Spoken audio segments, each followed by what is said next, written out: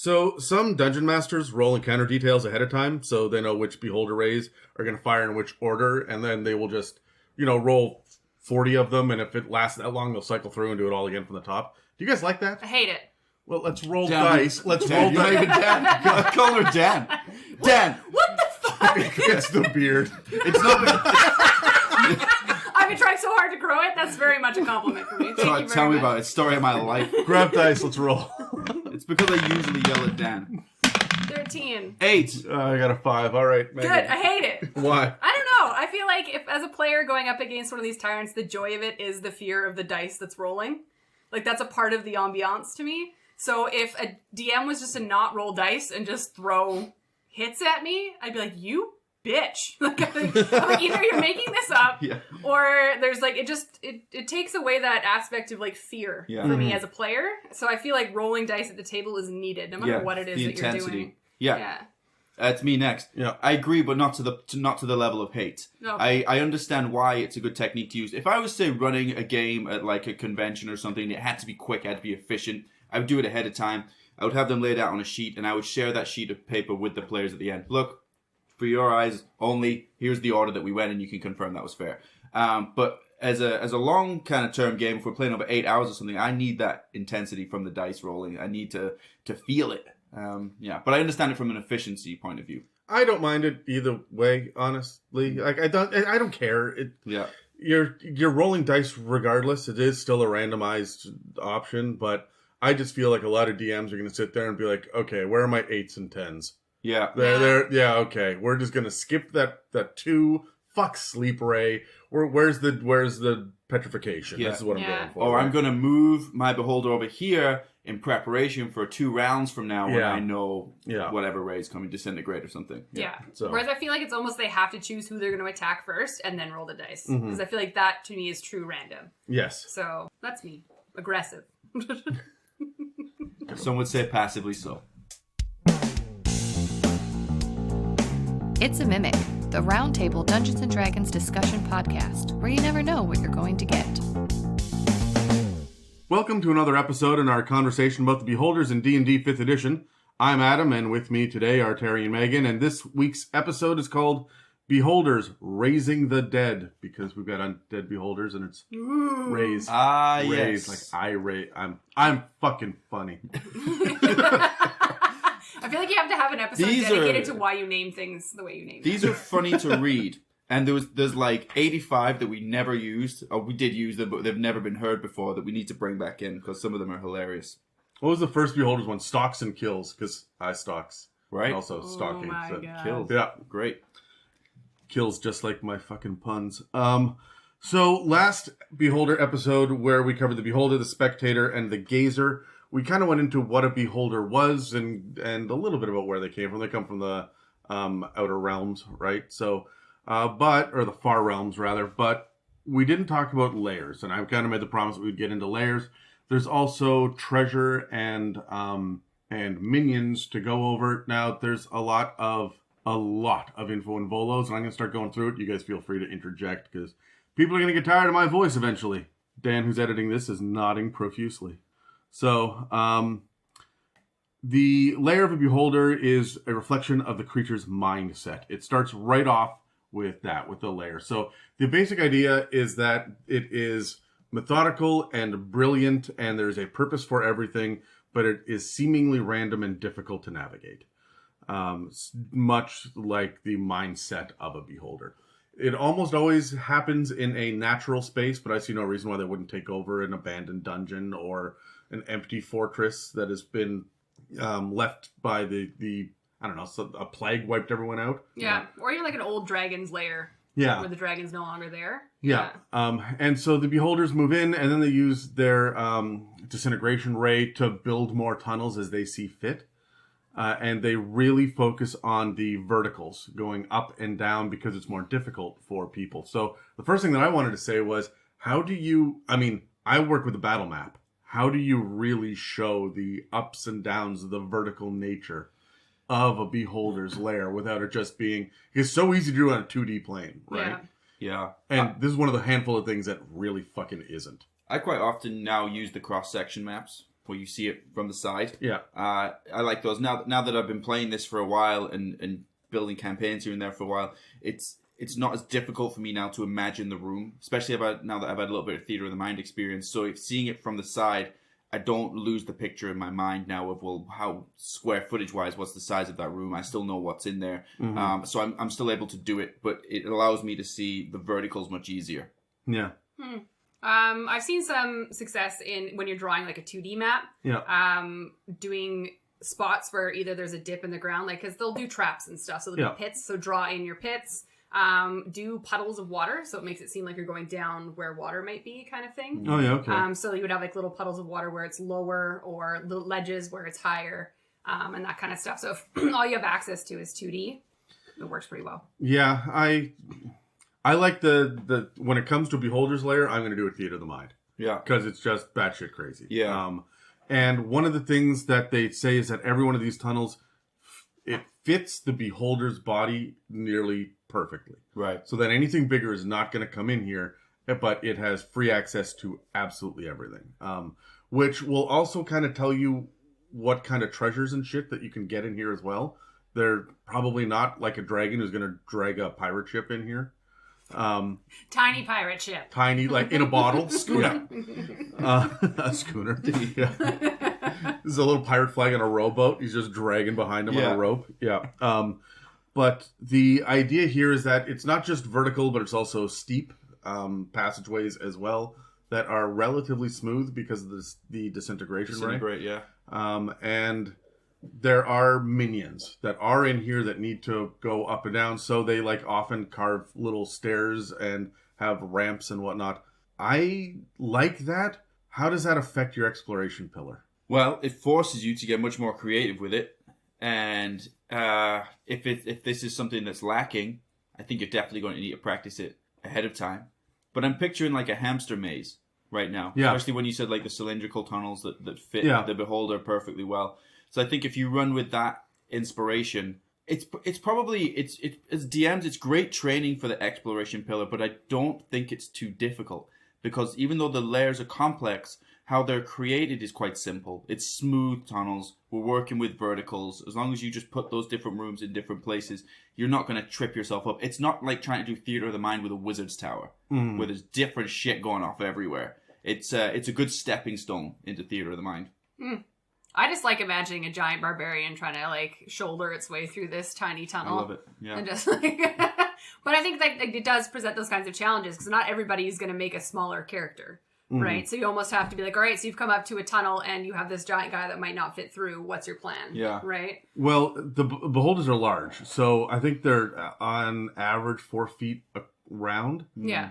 Which means that you got to duck the whole damn time. Oh, if you're above 5 feet, you're like crawling. That's the slight duck where it's like you're not going to crawl because that's ridiculous, but you're hunched over. You're in a constant squat. Oh, it's so uncomfortable. Yeah, you get back to the tavern after and you're looking for the lumbar support, right?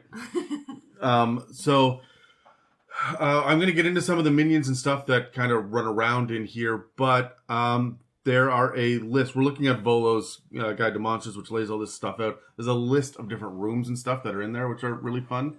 But there are a couple of things about the tunnels. First of all, there is a secondary set of tunnels above the regular tunnels or beside them with little softball-sized holes all the way around it so they can stick an eye in to watch. So creepy. And creepy. And also hit you with eye rays.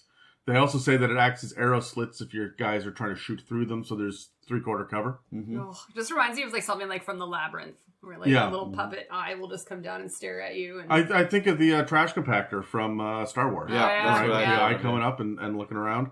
The other thing about it is when I'm thinking about these diagonal, like these slants, these uphill and downhill, I'm going to move people at double speed downhill and half speed uphill. And, right? Roll to not fall and roll down like a snowball. Yeah. Like, it's got to be difficult terrain, though, right? Yeah, because we're talking 3D, but it's not flat and then, 9 feet higher is the next level. These levels are going to be going off at different angles. Yeah, all over the place. So this is going to mess with your movement speed a whole lot, which is a lot of fun. That's great. And And it also says, later on, it talks about escape tunnels, but one of the details about it, and I would say this is probably true for anything in a Beholder's Lair, they don't really let tunnels be straight longer than about 50 feet because they don't want to be shot at, but that's enough to get most of their eye rays off at a distance. Right. So they're consistently turning a corner, seeing you coming around the corner, they hit you with an eye ray and fuck off around the corner again. Perfect. Right? Like, these guys are devious. When you're designing your beholder lair, you have to be smart about it, but like weirdly beholder smart about it. Well, isn't it like the whole concept behind their lairs and how they live? And you guys probably covered this in the last Beholders episode. Is the fact that they're just afraid of everything. I wouldn't say they're afraid, but they're paranoid. They're like yeah, paranoid. Yeah. Like it's a sense of paranoia, tinfoil hat, like get out of my... Everyone's out to get them. Oh, Yeah. God. Let's do a beholder with a tinfoil hat. Tinfoil hat. That was one of my interesting ideas. All right, let me go through what the rooms are. So the first one is the central gallery, which is where all of the objects that the beholder likes to look at is kept, right? All of them are in this room, but because they float and hover, all of the stuff that's really expensive, they don't want their minions to touch, is kept on really high shelves and way up like 20 feet in the air. So they will like float around and just look at the things that they like to look at. I love it. Which is really... I'm trying to think now what it looks like to a beholder to see out of 11 eyes at once. In all directions. Yeah. Let's ask a spider. Let's not? That's weird to hear from you, Megan. I know hate them. There it is. There's also minion chambers. This is a part of the lair where there are all of its minions, which we're going to get into in a minute, where they live, cook, eat, and sleep. There's not a whole lot in the way of recreation and shit there. It's pretty, like, they're tyrants. It's a break room with a chair in it. Do you think that there's some sort of normality in their chambers? Like, it doesn't matter. Like, they've been able to make square rooms that are perfectly flat and they're just off to the side somewhere. Oh, absolutely not. No, this is the beholder's lair, and this still has all the softball side. You know that they're peering in and looking and keeping track of their minions. Yeah. All of the time. Because what are they talking about? Who said what about me? Fuck you. Yeah. Right? Like, and that is the worst micromanaging boss of all time. That is an assistant manager right there. When you are working for a beholder. Exactly. You've opted into a group chat that you never wanted to be in, even though you're on the early shift that goes from 5 to 1 p.m. That group chat's still going at 9 p.m. and you're fucking sick of it. The next one is a prison. The prison is really set aside for all of the beholders' foes that are powerful enough that they want to subjugate them eventually, but they haven't done it yet, or they're going to keep them as some sort of ransom. These are not, beholders are not forgiving. They will straight up fucking murder you. And if they don't want to murder you outright, they may just petrify you for a little while and put you on display. And like, beholders are freaking weird, but they do keep some alive. It says right in here that most prisons are just pits with grates along the top of them, like 20-foot deep pits that they can hover over, look down, and talk to you and taunt you and slowly bend you to their will. Creepy. There's a sanctum, which is the private chamber, and it's usually at the highest elevation in the lair. This is where the beholder rests and plots, and it usually contains a nest of sand or cloth bedding and its favorite pieces of sculpture. Aw. Yeah. So those petrified people, they're just, these are all my nest sculptures. I would say that this one probably is up a long vertical shaft all the way up, right? I imagine like a pit of despair with one pillar in the middle that he can float to and stay in, but no one else can get to him unless you can fly or float. Like, that's how I imagine Do you think that they're Nightmare Adventures in Aarakocra? Actually, I don't think the Aarakocra can spread their wings in those tunnels. Probably not. No. Nope, there you go. I'm trying to think who else has wings. ASMRs sometimes. Not Kenku's. Yeah, their nightmare is going to be a monk, because those fuckers run up vertical walls. That's true. Ooh. Yeah, monk versus beholder. And they're like weirdly immune to shit too. Like that makes sense. They also have a vestibule, which is the area beyond the entrance. The entrance and the vestibule usually look like the natural setting, the craggy area that they got in the first place. It's kind of a level of camouflage. But it says that the vestibule is usually 15 feet or more lower than the entrance corridor, and the chamber is often inhabited by shriekers, which are little mushroom-looking fuckers. They're fungi, they're plants, they're not intelligent. But if you get close to them or you disrupt them, they shriek loudly, so this is an alarm system. Oh, that sounds awful. But remember... I hate loud noises. Remember, the beholder floats, so the beholder will go right over them, no problem. Can you imagine just accidentally a tentacle like hits? Just hits one on the way by and sets up a chain reaction back to the Oh, front. it'd be so awful. I'd be like, I forgot that happens. Right. There are also a bunch of traps, and it goes into a number of them. There's a covered pit. It says that it might be empty, filled with mud, causing anything trapped in it to eventually drown, or have spikes at the bottom. Never occurred to me to have drowning pits. So, Yeah. thanks for that, wizards. That's great. Considering, as you mentioned a couple of months ago, Adam, we were also paranoid about quicksand when we were growing up, and it has not been as much of a problem as we thought it would be in adulthood. It is going to be now, yes. Yeah. Quicksand. We've learned. It's like when the environment grapples you, Megan. Shut up. So there are also door traps, and the thing with the door trap is that they will have a large cavern, and they'll actually get their minions to build a wall, and they'll put a door in it with a trap on it. The beholder will fly over the wall and keep on moving, or stop on the other side and prepare their eye rays and stuff, where the party has to stop and deal with this door and the trap. So that I thought was kind of unique and interesting. And I would do that in a lot of layers. I don't see why dragons don't do that. And I feel like they would at some point. They're just doing any kind of trap action. there are ceiling traps, which are essentially just gravity traps with collapsing roofs, falling net. The rolling sphere from Indiana Jones would be another one of these.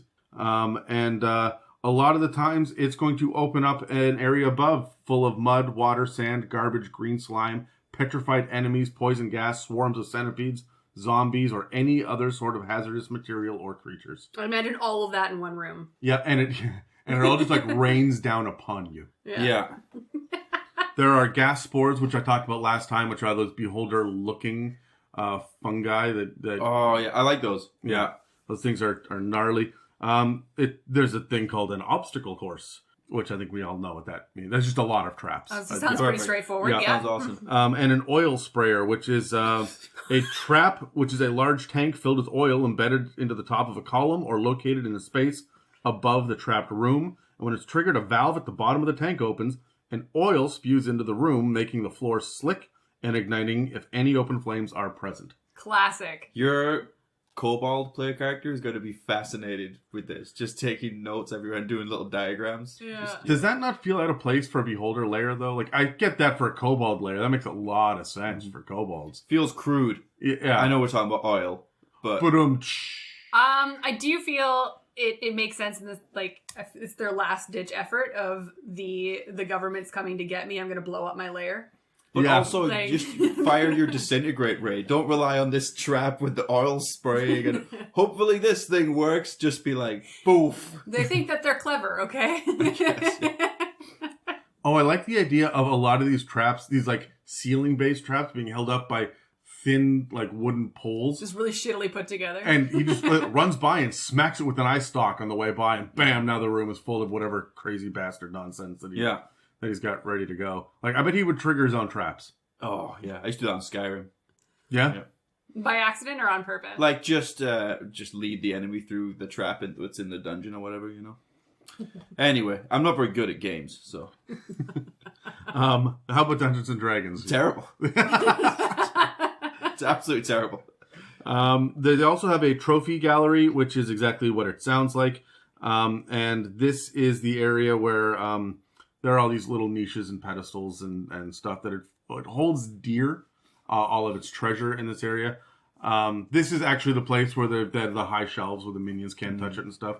I was wrong. The central gallery is just the objects that the creature enjoys looking at, like art and statues and latest spoils of victory, but it's not necessarily trophies, right? So there's the two different ideas. So there may be here. precious things there, but there are also maybe just very mundane things there that the beholder just thinks is fascinating. Yeah, I'm going to go through. It actually has classifications for the 5 different types of treasures that beholders like. But the last thing that they have here is a leaving the lair section, which is about the escape tunnels.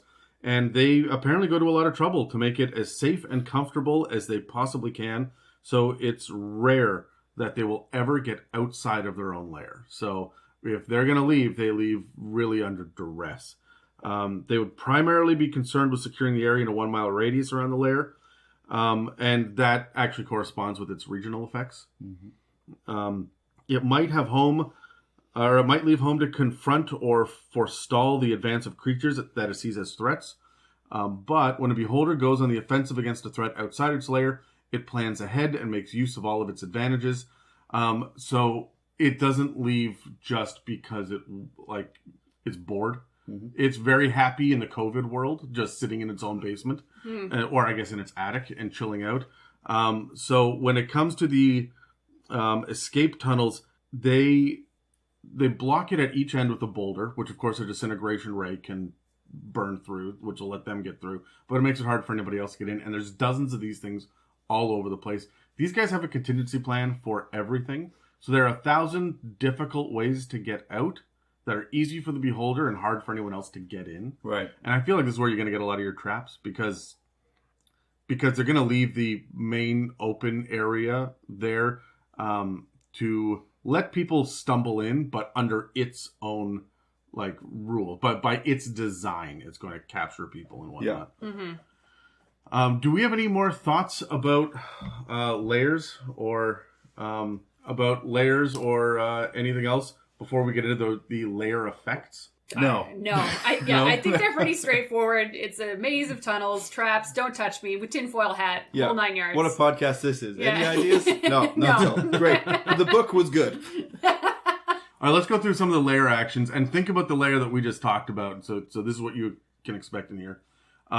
So again, on initiative count 20, which loses initiative ties with anything else that rolled a 20, it uses one layer action, and of course you can't use the same one twice in a row. So there are 3. A 50-foot square area of ground within 120 feet of the beholder becomes slimy. That area is difficult terrain until initiative count 20 on the next round. With all the vertical tunnels and stairs and shit. Pools of slime. And it's within 120 feet. It does not say that they have to see. Yeah. And that even means that if you get to the final room and you're going to fight the beholder, well, now you're just doing it on slime. Because that's basically the entire battle map. Yeah. Is that area. Yeah. Walls within 120 feet of the beholder sprout grasping appendages until initiative count 20. There's that grapple that you love so much. I love grappling. Each creature of the beholder's choice that starts its turn within 10 feet of such a wall must succeed on a DC 15 dexterity saving throw or be grappled. Oh. You need a DC 15 strength athletics or dexterity acrobatics check to get away. Sounds awful. Which means, again, that's within 10 feet. Remember that whole thing about these guys are 4 feet round? When you go through tunnels, that's the whole fucking tunnel. Is full of tentacles trying to grab you. Yeah. Ugh. It's like that anime Dan was trying to get me to watch. Never mind. Jerry? Yeah, that was different tentacles. So, but these layer actions, they'll stay. So you make the floor slimy. No, it lasts until the next one starts. Okay. So they're not stacking then. No, they're not. And then the last one is an eye opens on a solid surface within 60 feet of the beholder.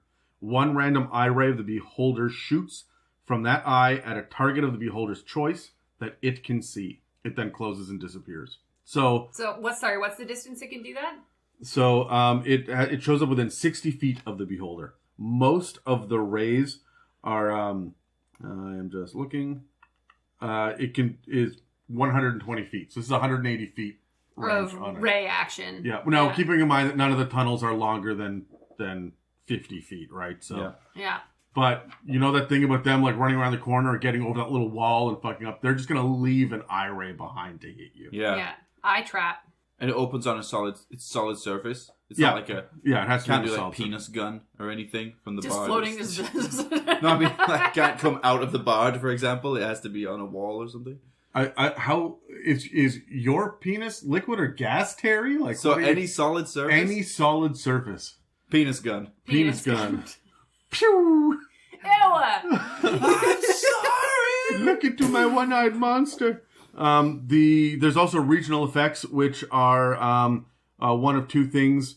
Creatures within 1 mile of the beholder's lair sometimes feel as if they're being watched when they aren't. And when the beholder sleeps, minor warps in reality occur within 1 mile of its lair and then vanish 24 hours later.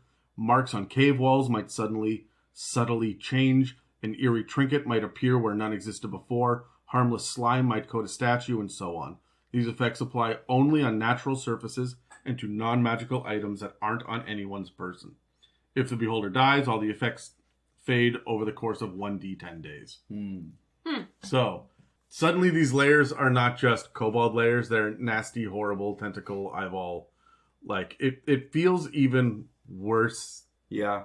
now. I feel like anyone who goes looking for a beholder is an idiot. Like, I don't understand. It just sounds like a terrible time. And that's Well, Megan's advice to the population listening Don't to go this looking podcast. for them. Don't play this game. when you're hunting a beholder, then, they're CR what, 13? Yeah. When you go into the lair, you're in for some shit, right? Like, we haven't even touched minions yet.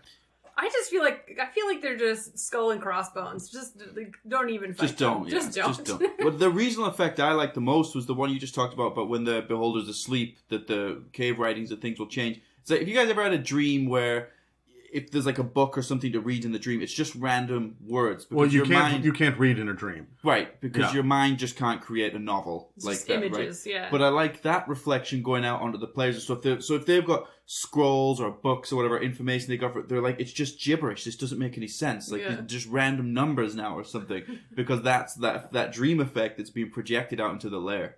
Yeah. Yeah, you can do all sorts of weird stuff too. When you know that the beholder's lair is nearby, you can just have, like it says, weird random effects all the way through. I would have it so the beholder's lair is difficult to find in the first place. So your party's got to look around for a couple of days and weird shit just keeps happening. Yeah. Oh. Well, it's like kind of like the whole, and I've talked about it before, the labyrinth, where like everything shifts and changes. Yeah. So it's almost like they're in the lair, and then the beholder's asleep somewhere for some stupid reason, and then it shifts and changes, or just and like. Well, and remember that when they dream, they can conjure other beholders and beholder kin into existence through their dreams. Yeah. I also, I picked this up somewhere else. I'm going to touch on this later. They also maybe summon other beholders in. Like, you can summon beholders from the far realms. Wasn't that kind of how they birth new ones, essentially, is No- through their dreams? Or is it something different that you're talking about? No. They not only birth them, but you can straight up summon beholders. Another beholder.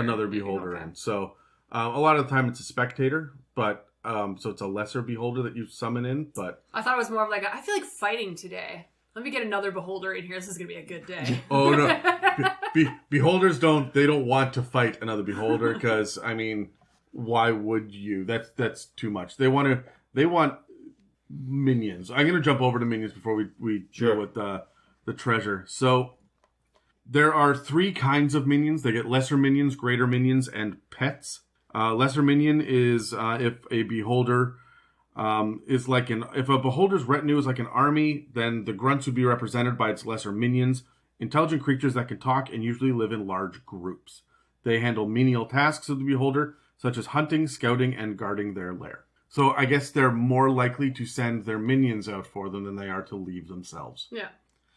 There's also greater minions, which are formidable opponents. In the lair, they might be stationed where they can catch intruders in an ambush, or they could be a last line of defense against foes that threaten the inner sanctum. So these guys are just guards. Yeah.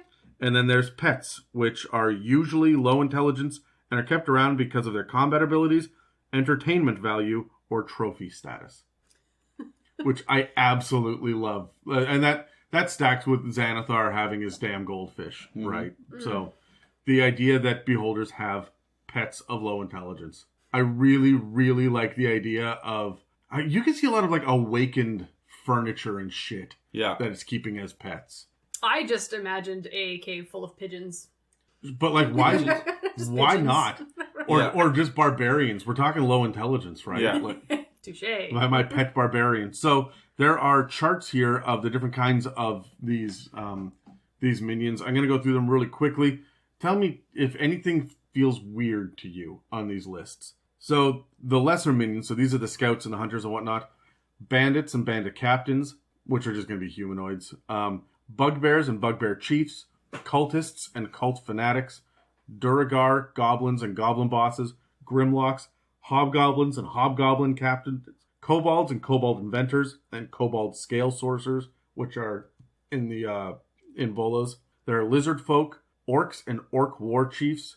Quagoths and troglodytes. I'm just imagining cultists being stoked to be there. like the cult of the beholder. Yeah. Oh yeah. And they're just like, their goal is to find it and become a servant of it. And so, I don't know. It'd be interesting. Yeah, is there anything there that feels really weird? Hobgoblins Stood out. Yeah. I can't, like, bugbears I get. Yeah. They're like, oh, this thing's powerful, more powerful than us, let's go with it. Yeah, and I can see kobolds and Duragar and goblins like bowing down, like you're more powerful than we are. Yeah, Yeah. this will kill me. Yeah. Hobgoblins, just because they're like order and they're so regimented in their approach, I can't see why they would appreciate the paranoia and the chaos that kind of comes with beholders. It doesn't seem to fit their Well, their beholders way are they do lawful things. evil, even Yeah. though there's the chaos of the eye rays. They're lawful evil. Yeah. So, I mean, is it just the general of their army?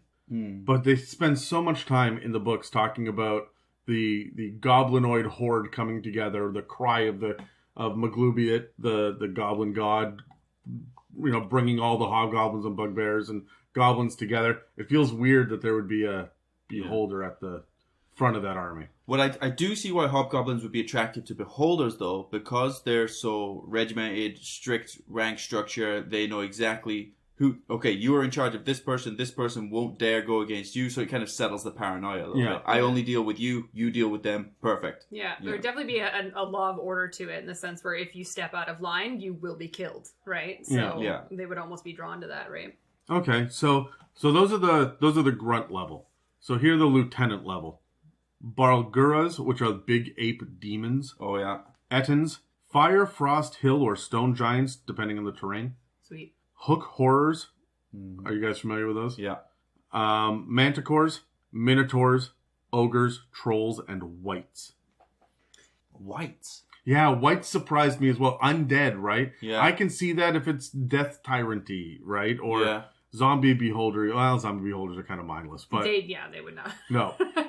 But I could see wights existing in the same cavern as a zombie beholder that's lost in there. Yeah. Got killed and was raised.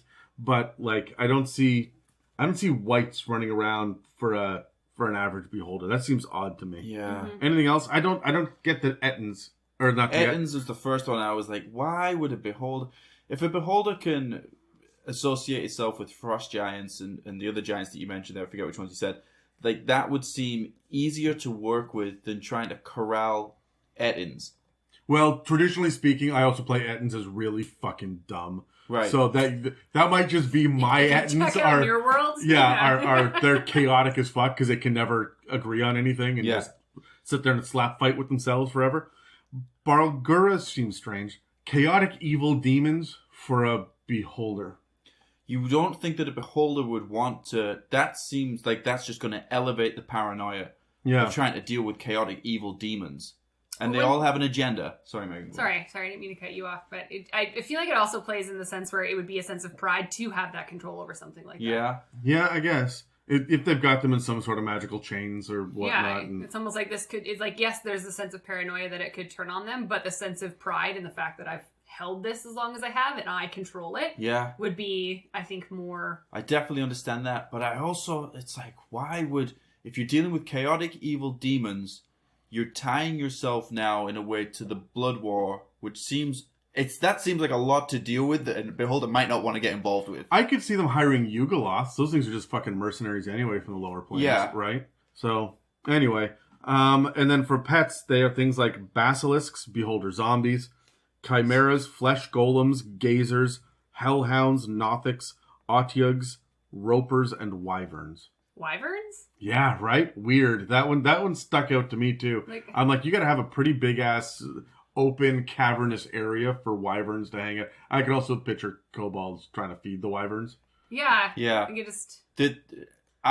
My logic would say that if you have wyverns, then if that beholder has wyverns, then there's likely no dragon anywhere close, because I feel like if there was a dragon that had a territory close to the beholder, they'd be like, okay, come on, they're mine, so stop playing with my train set, essentially. Get your own thing. I could imagine if a beholder came across a lair that once belonged to a dragon and the wyverns and its old minions and servants were living in these tunnels. It would just take over. It would easily take over. Yeah. Right? So...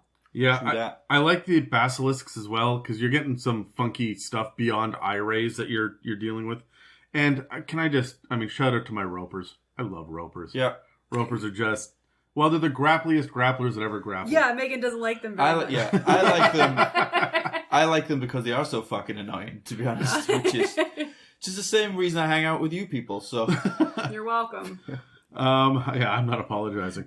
So as for the treasure, it really divides its booty into 5 groups. Booty, Terry. Booty. Thank you, Adam. You're welcome. That sounds awful, dividing it into 5 groups. Just gotta pace yourself. Tools, gifts, hazards, trophies, and clutter. It is like booty calls. Tools, gifts, hazards, trophies, and clutter.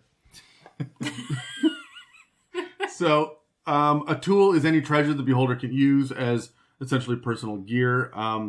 Because they can wear magic rings on their eye stalks or, affix magic cloaks to their backs and stuff like that. I never even thought of that once in my life. Yeah, but you guys, we talked about something earlier and it started to make me go down the path of pirates. I just imagined a pirate hat, maybe a patch over the big eye. Around his But eyes. because down the smooth tunnels, I was thinking sewer system. This beholder on a little dinghy. That's it. We talk about dinghies down the sewer system with the pirate hat. I love it. Just riding his dinghy towards his booty. Just yes. One exactly. dead eye has an eye patch on it.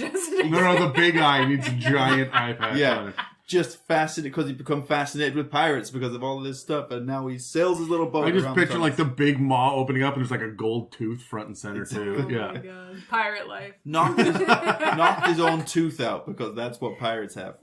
And next, after tools are gifts, which is a treasure the beholder can't use itself, but it would consider useful to a minion, such as magic gloves, boots, armors, or an item that it can't attune to. Usually it gives gifts to make a minion more powerful and better at its job, but sometimes it can use gifts as rewards and incentives for exceptional minions, although it prefers to rule by coercion and fear. So that tracks. Yeah. I would never have him give a minion something that would make the minion powerful enough to challenge him. Yeah. I feel like he would give them items and tell them that they're magical items and they do certain things like this makes you invisible. And then it doesn't. But It's when you just- wear it, there's a little red blinking light. So Yeah. I know where you are.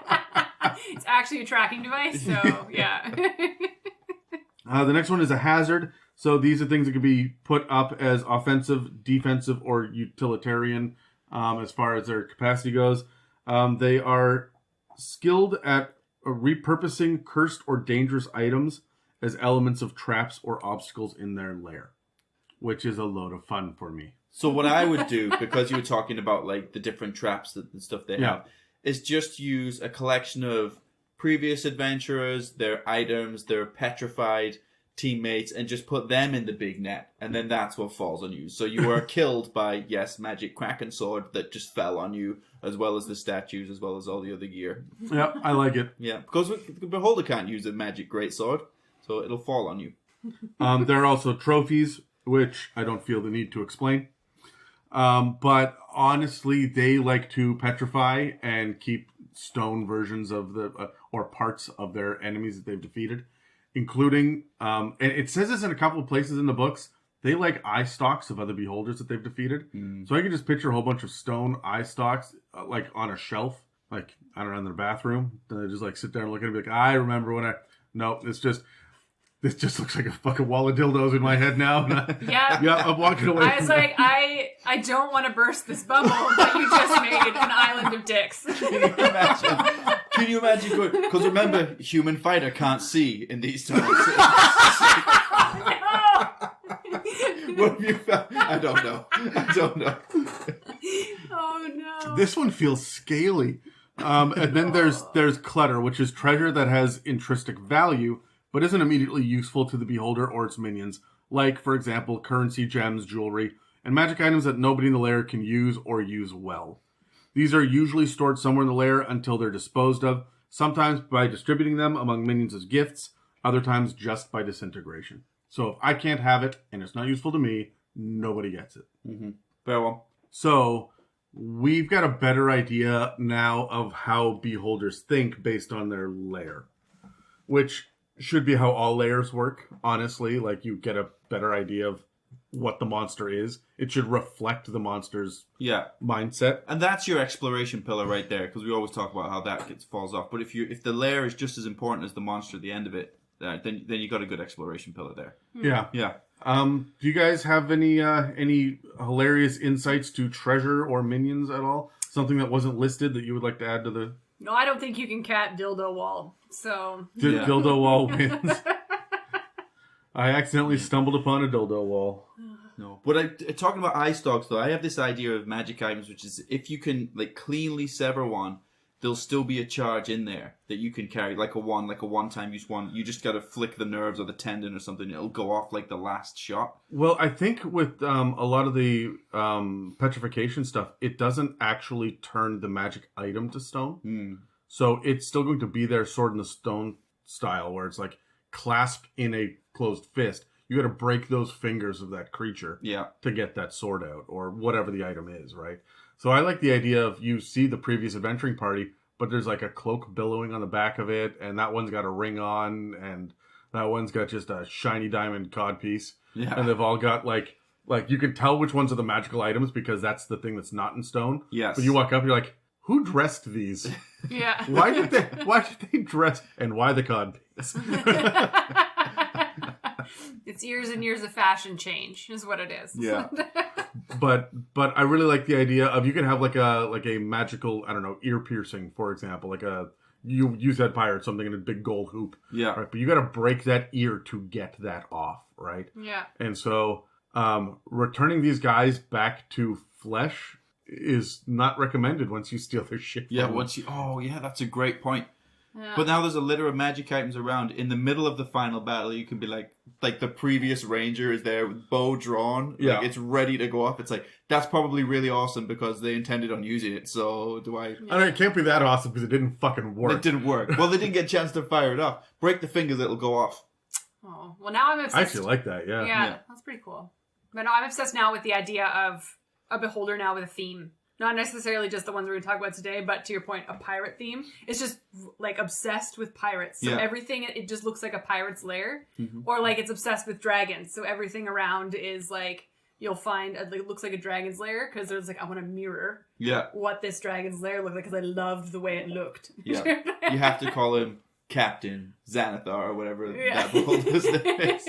There's actually a section in Volos that breaks down what the Xanathar's guild is. Mm-hmm. And of course...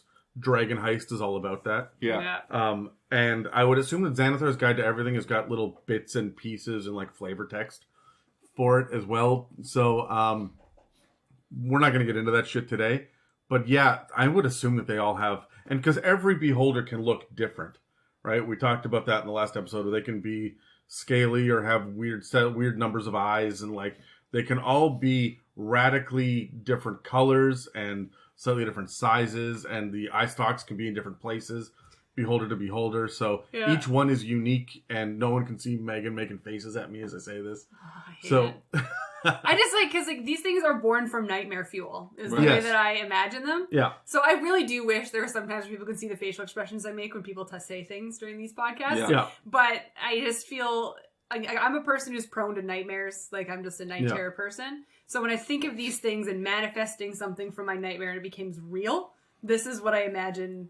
Yeah, like I don't want to know what my beholder would look like. God, so it's just like, it's almost like if you came up to your own, like a beholder that manifests your nightmare, like what would it look like? Oh, that's right. That's fantastic though. So as soon as I started reading about these more, that's something I kind of wanted to figure out for myself from an art perspective. If I was to design a beholder that represented what my brain does, what would it look like? Mine would have a beard. Yeah, it'd just be one beard. Your beholder? Every eye would have a beard on it. No, not quite like that. But no, like, how come you don't see facial hair on the beholder? Yeah, fair one. I would take inspiration from, like, Strahd or something and have, like, the eye stalks, like, slicked back. The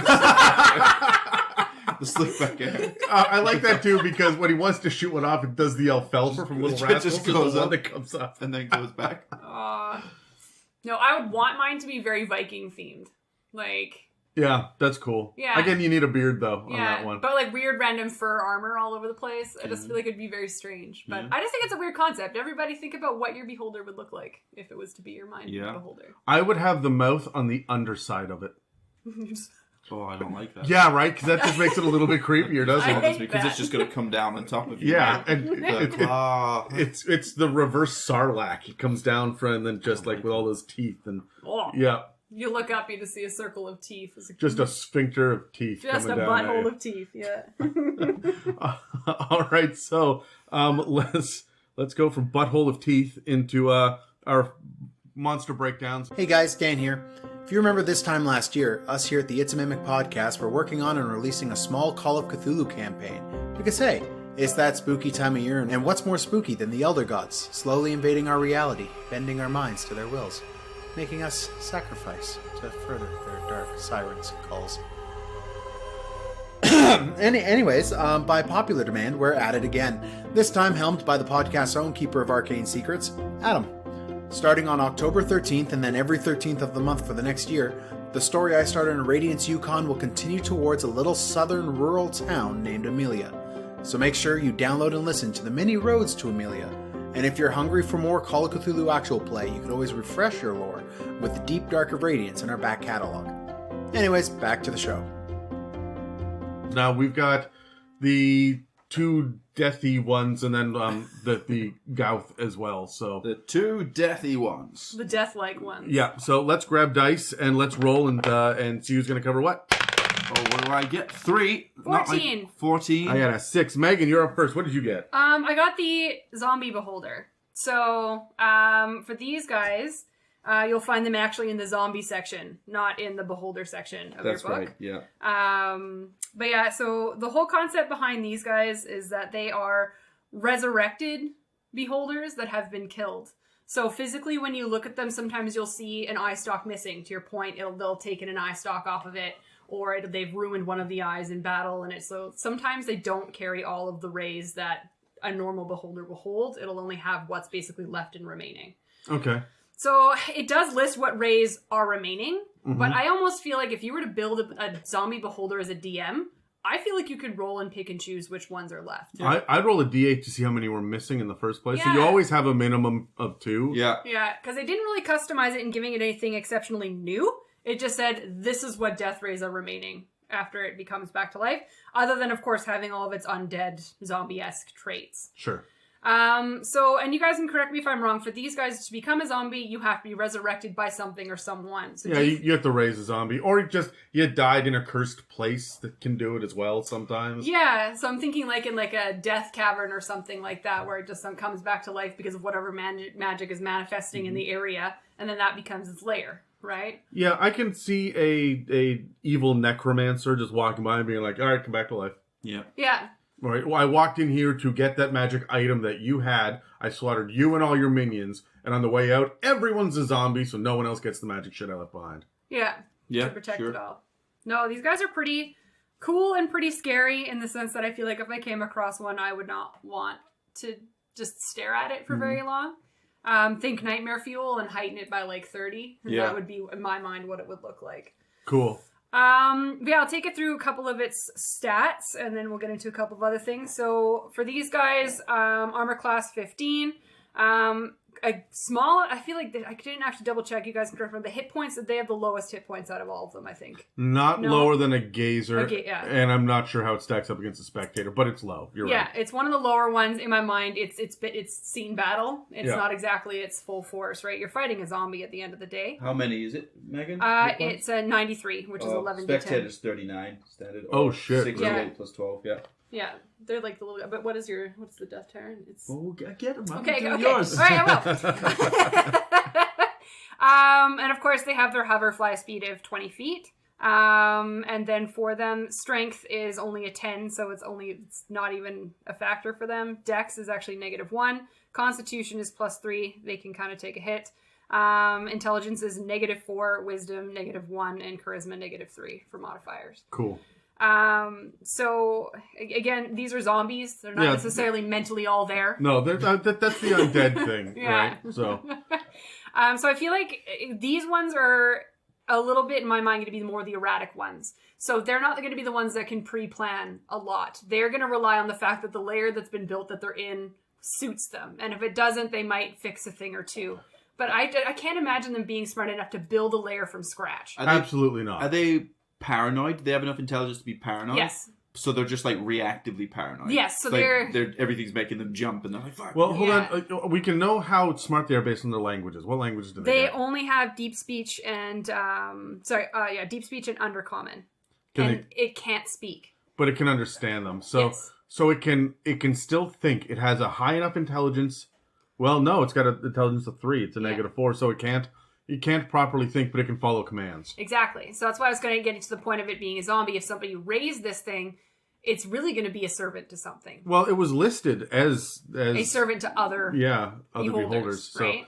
I like the idea too of these things being trapped in those tunnels outside of the main tunnels that are spying in. So you just have this like almost like that popping as eyes are going from like in one hole and out the next, and it's just watching you all the way until you turn the corner and there's the opening, and now there's a fucking zombie beholder. Yeah. Right. I love it. And these guys, the thing that was added to them is the undead fortitude. So if damage reduces the zombie to 0 hit points, it must make a constitution saving throw with a DC of 5 plus the damage taken, unless the damage is radiant or a critical hit. And on a success, the zombie drops to 1 hit point instead. The DC is 5 plus the damage taken. Yeah. So All right. Yeah. So if you're a higher level party, that it's not getting back up. it's not getting back up Yeah. unless it's radiant or a critical hit. Then it just works. works. So if you've got a paladin in the group or your cleric or whatever throws a radiant damage on it, then it doesn't have this ability. Okay. It kind of negates it. So I feel like if you were going to go against a beholder and fight it, this would probably be one of the easier ones to rid of. It's still what's the CR? It's still 5. I think that it's CR5 because it can't plan. Your tactics are shit. Yeah. Because It's just reactive. It's got a bit of a beefy stat block. I mean, the stats themselves are not, but the hit points are good. The AC is still solid, especially for a CR5. And you still have fucking eye raise. I was gonna say, you still have the right, so it's still a challenge to go through Yeah. these things. I still will never recommend fighting a beholder. Yeah. There will never be an instance where I say fight that thing. This is the beholder though, where the it's a good introductory beholder because this is the beholder where the party is running the show, and then afterwards you can have that conversation like, hey, if you fight like beholder proper, for example, you're not running the show there. Yeah. Like this guy just can't think, you can't strategize. I like the idea of you get new players that have never seen a beholder before, and you present this beholder. You have to go kill the beholder. You can do it, and you get them all geared up at level 6 to go fight this thing, and they do it. They come back like, hey, we did it. Like, no, you didn't. That was a zombie beholder. Yeah. Now you need to fight the real beholder. It's time to train for the next 7 months. Yeah. Because you're going to be proper fucked. Yeah, it's a good warning shot at an earlier Yeah. group of this is what you might potentially be fighting in the future. It's almost like if you know that your big bad evil guy at the end of the game is gonna be a bigger beholder. Yeah. Throwing these guys at them every once in a while as it's minions or it's Yeah. just they're just in the world naturally is a good inkling and a clue that that's gonna be your big bad at the end. Give them that time to prepare mentally that they're gonna have to fight this thing, right? I also really like them as watchdogs, essentially, for death knights and mummy lords and shit like that. Even vampires, they're a high enough CR that they're scary, but your level 20 party is going to stomp a vampire or mummy lord or whatever. You put a couple of these bastards in there, you're still undead themed, Yeah.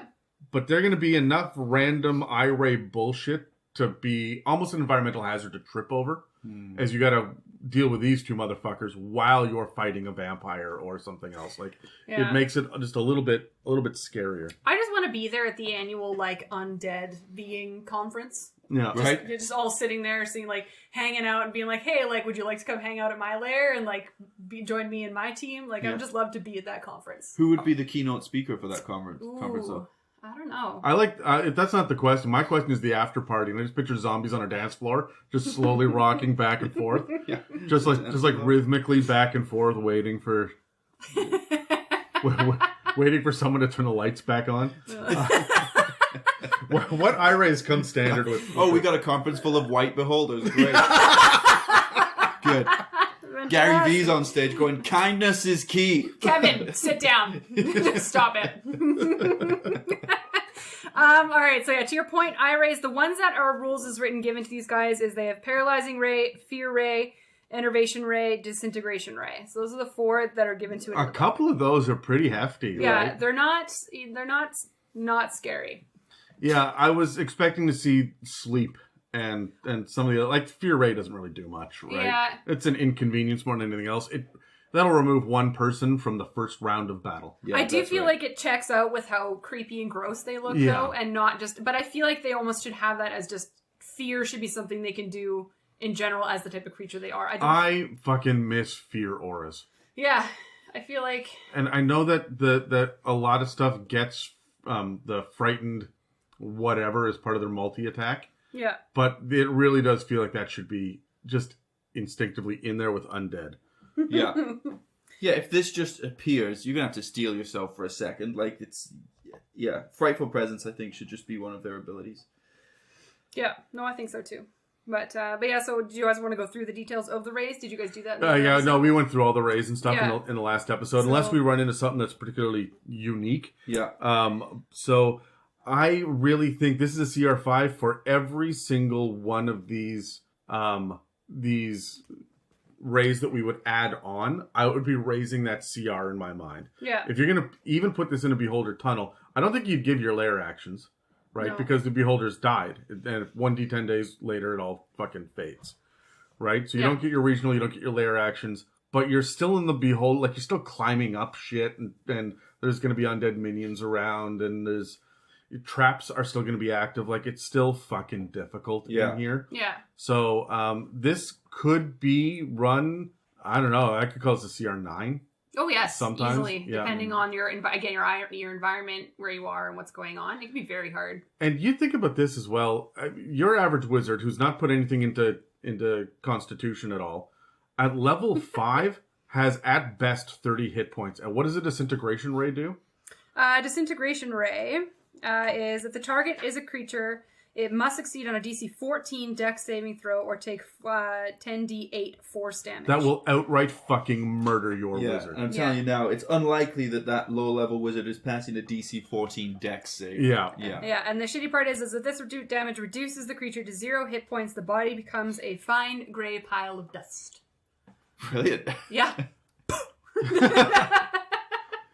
So I'm also imagining like a good... Like Dan's character come by and snorting that fucking dust up. Oh, 'cause Lord. that's- I always imagined it like Thanos style. That's how I imagined it. Or just like feathers off into the distance. Yeah. But you're in a tunnel where there's probably no wind, so just You just breathe it in. don't much care for it. But that's pretty much the Zombie Beholder as a whole. So general opinions and thoughts. Do we like? Do we hate? I got no problems with zombie beholders. I think that they are almost more versatile than the average Beholder because I can drop one of these motherfuckers in the middle of an undead campaign, Yeah. an undead themed portion of a campaign. You guys know that you're heading into the Shadowfell, or I can drop a Zombie Beholder in the bottom of Strahd's lair. Yeah, And yeah, it's you gonna can put it in thematically- Ravenloft yeah. for sure. Absolutely. So like I really like Zombie Beholders minion style as well. I've never really thought about them as a proper CR5 thing to go up against because they seem a little like they're hitting above their weight class, right? Yeah. And that's true of the Beholder as well. They say CR13, but that's if you're not doing it right. Yeah. Those guys will fuck your world. I like the idea of this being a beholder that was defeated by a death tyrant, because the death tyrant's ray will bring you back as a zombie. So I like that the party thinks that they're out to look for this beholder that's had the flesh stripped from their skull and blah blah, and like the description, they come across the zombie beholder and it's like, okay, well that kind of fits what we're looking for. It's close Perhaps enough. it's this, but it's not. It's the death tyrant that beat that original beholder is still in there somewhere. Mm-hmm. I really like that. Yeah, no, that's a lot of fun. Okay, so up next is me. I'm dealing with the Gauth, which is found in Volos. So I didn't know anything about these guys before I started looking into them. And one of my favorite things about them is their central eye is surrounded by a bunch of smaller little eyes almost at random. It made me want to vomit. Yeah, they... what is that? What is that phobia that the trypto... Oh, the phobia of like holes and things. Yeah, Oh, yeah. Yeah. that shit makes my skin crawl. Yeah. I can handle it if it's got some sort of method to the madness. I'm fine with the beehive. Beehives are totally cool, but when you see like like sponges. Yeah. Sponges make my skin crawl. It never used to bother me until I started to look into that. Yeah. What you're talking about, and then it did. I was like, oh. It's almost like you see like the far end of what these images could look like versus what you Yeah. see in Yeah. nature, and then it just makes nature look worse than it actually is. I ran across a video of bot flies, and that was the end for me. Oh. Yeah, there we go. So now we're on the same page. This guy has holes at random around his major, like, central eye, at random, like bot fly holes, but with eyeballs sticking out of them. Brilliant. Yeah. Also, the artwork for him has, like, a big-ass fucking lower jaw hanging off of it. Yeah. So, like, I'm getting a really cool traditional skull shape out of this guy, but they've got a couple of unique things about them. First and foremost is a Gauth is a hungry, tyrannical beholder-like creature that eats magic, and it tries to exact tribute from anything weaker than itself. It has 6 eye stalks, a central eye, and 4 small grasping tentacles near its mouth. It has, this is your, like, favorite thing ever, isn't it? The worst thing you could ever come across, Megan. It has color and texture variations similar to a true beholder. So, they have a magical metabolism. It can survive on meat, but prefers to sustain itself with power drained from magic objects. If it starves for several weeks, then it will just go back to its home plane. It's like, it'll be forced back there. Right. Where it can actually get actual sustenance. It is consistently looking for new items to drain. It might employ creatures to serve it by bringing it items that provide it with that sustenance. But I think for the most part, these guys hunt. Do these items strengthen it? As in that if it gets like a very rare magic item, it'll make it stronger in some way than just like a common magic item? No, I think that the thing about it is they straight up devour. I'm going to go through it. They've got a devour magic ray. Okay. I'll get to that in a little bit later. They can also be accidentally summoned. Now, you know how we talked last time you can summon spectators? Yeah. Sometimes, if the summoning spell does not go well, these Gauths will jump in instead.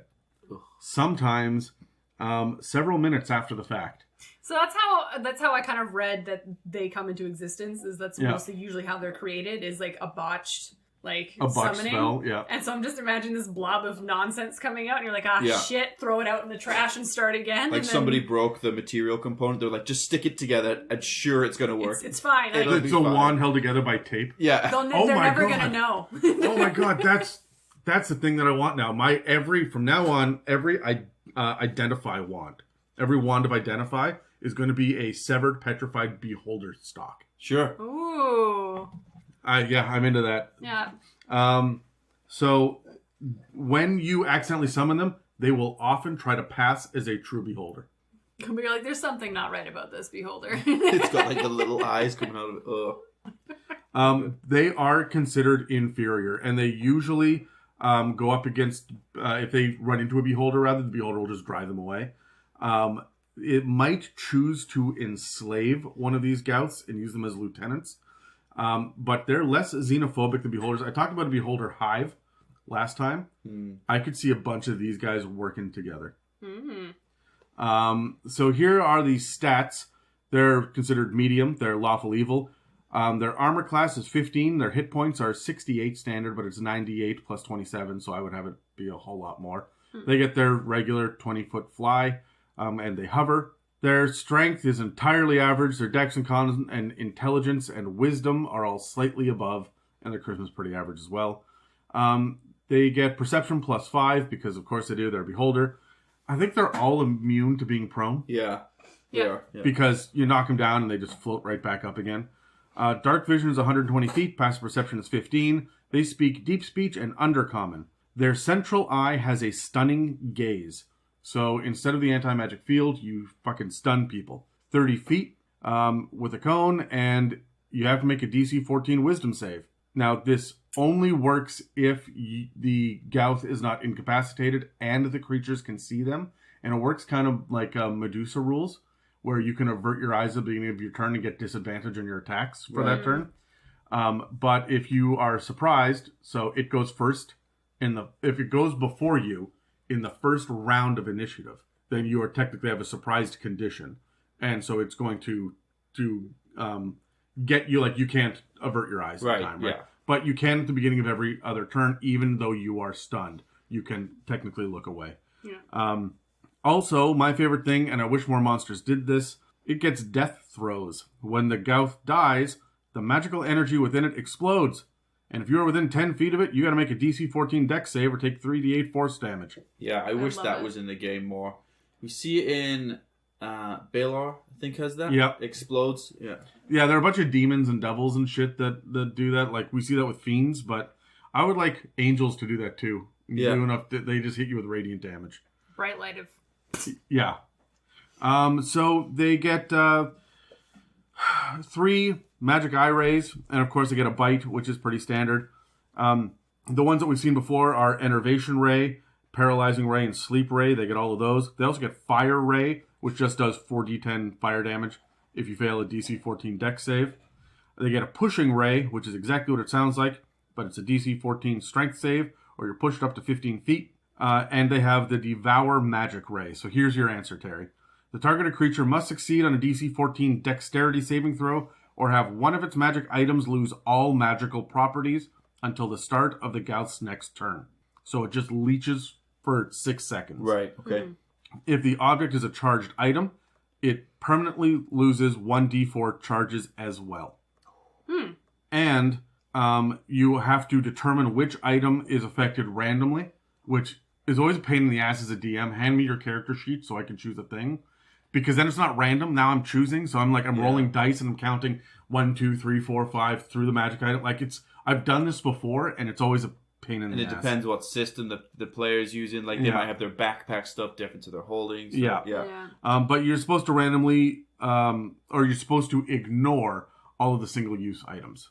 Right, okay. So potions and scrolls and shit like that aren't part of this. So how do we rule this as a DM? What if it's in a backpack or a bag of holding or something? Is it something I'm holding? Like I have to be wearing it? Or if it's buried deep back here, can the beholder still target that? It says that one of its magic items loses all magical properties. So it doesn't say you have to be holding it or not holding it, which it often does. I'm going to say that this thing feeds on magic so it can sense it, so it's going to pierce through backpacks and shit. Normally I would say it has to see it, but these guys are all about magic items. I'm going to let it, because it only lasts for a round. If it's in your backpack, it's still fine. Yeah. By the time you reach for it to grab it, it's okay. Yeah, that's right. So it's really, really only bad when it's your armor and your weapon. But even your armor, everything here is save mechanic.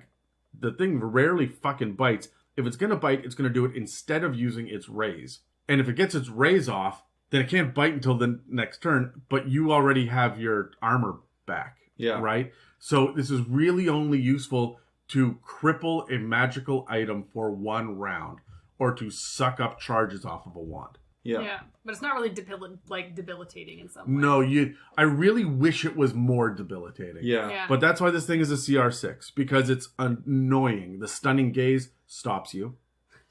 The death throws, it's only 3d8. Yeah. Like there's not much there. Even at level 6, 3d8 is going to round out to be what, 10? Yeah. Yeah. I feel like this is the annoying little brother to a beholder, where it's just like, I'm just as strong as you, but it's just annoying as fuck. Yeah. Yeah, it's just, But, I mean, the Enervation Ray only does 4d8. The Fire Ray does 4d10. And really nothing else here is doing a whole lot of damage. It's just hit point tax, is what I see it as. Okay, you're just going to get taxed some hit points on the way to the beholder. I feel like he's going to send this guy out while he's escaping out of a back tunnel. Yeah. Yeah. So when you gear up to fight the beholder this time, you're going to learn... I think you're going to have to try to hunt this beholder down 3 or 4 times. Of course, the fucker doesn't leave tracks. Yeah. Because he hovers. Right? So it's going to be a constant thing to hunt this beholder down over your campaign. And he's always going to have one of these little bastards to trip you up. Yeah, that's right. And because it's going to be tight tunnels, you're probably going to have to deal with it. Like, you could say, okay, well, I'll try and move past it, but there's going to, he's going to... reactions, he's going to get people along the way. It's likely the weaker characters, wizard, is going to have trouble with this. He just needs to get 1 or 2 shots off to deal with that wizard. So yeah, I'm not super blown away with this guy, but I like him as appearing for your level 4 party that tries to summon something, and this guy pops up. I am a beholder, rah, rah, rah, rah, rah. Yeah, and now you're all terrified for the next 3 or 4 sessions, and it turns out it's just one of these motherfuckers. Summoning is something that I would like to explore more with PCs. Yeah. Is that there's 2 things I want to explore more. I want to explore more alchemy, but that's not the time for it, and summoning as well. I think that they should be tempted to try and do that sometimes with different things. Because fun little things like this can come up. It could be the best thing ever happens, or fuck, now we have to deal with this. Yeah. That's like summoning with alchemy. Yeah. But there's still reward to come from it, though, right? Because there's still eye stalks and stuff you can take from this creature. Oh my god, just summoning them so you can take its eye stalks? Like, this is getting dark. No, but that's like, like when, how it goes the night before the battle, everybody has an idea or whatever, and one person just goes, look, I think I know how we may be able to get our hands on a fire ray. Bear with me. The other thing that I thought was really weird about these guys is it says that they've got these 6 eye stalks, but they've got these 4 tentacles. There's no mechanic for the tentacles. That's right. That's true. And I really want them to be grabbing things and throwing them in their mouth. Because it's the tentacles that are around its mouth. I'd give them 10-foot reach to grapple. Why? Yeah, and then use, I don't know, probably the bite, more or less. Yeah. But you have to do, I don't know, a DC, 13? Some sort of escape check to get out. Megan's not having any of this shit, no. But they're after 10 strength and 14 dex, so I mean, it's not going to be too much of a problem anyway, but it's just fucking annoying, isn't it, to deal with it. So, okay, before we jump into the last one, I want to remind everyone that you can find us on Instagram, Facebook, and r/itsamimic on Reddit. You can also reach out to us through our email at info@itsamimic.com because we love hearing from you guys. And any questions that you send us will get added to the lists for our upcoming mailbag episodes.